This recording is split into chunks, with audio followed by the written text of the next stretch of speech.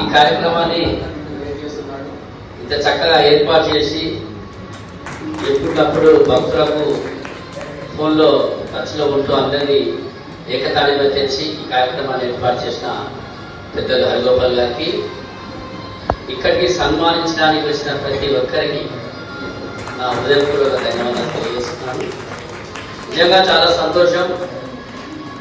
మా స్టేట్ వ్యక్తి కాపురి శ్రవణ గారు ఉత్తమ ఉపాధ్యాయులుగా మరి వారి సంవత్సరం రావడం చాలా అదృష్టంగా భావిస్తున్నాము.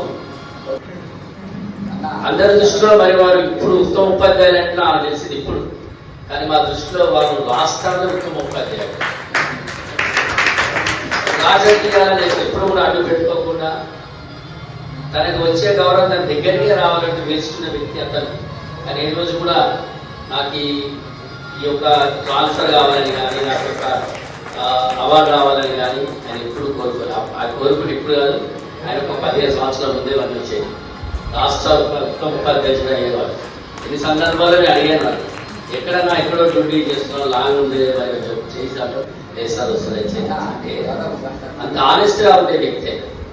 అటువంటి వాళ్ళు ఈ రోజులలో తక్కువ, చాలా తక్కువ వాళ్ళు. నిజంగా కూడా చాలా సంతోషం.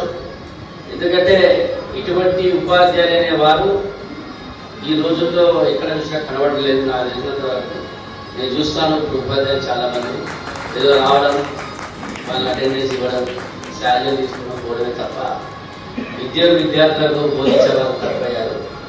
ఇంకా కార్పొరేట్ లెవెల్లో మరి డెవలప్ అవుతున్న క్రమంలో దాని వైపు చూడడం. అయినప్పటికీ ఒక ప్రైవేటు పాఠశాలలో ధీటుగా మరి ఒక ప్రభుత్వ పాఠశాలను మహబూబాబాద్ జిల్లా నుంచి ముందుకు తీసుకెళ్తున్నందుకే మరి వారికి అవార్డు రావడం జరిగింది. కనుక సభాముఖంగా వారిని అభినందిస్తూ మరొకసారి అందరూ చప్పట్లతో వారికి ధన్యవాదాలు. అవకాశం ఇచ్చిన ఈశ్వర్ గారికి, హరిగోపాల్ గారికి నా హృదయపూర్వక ధన్యవాదాలు.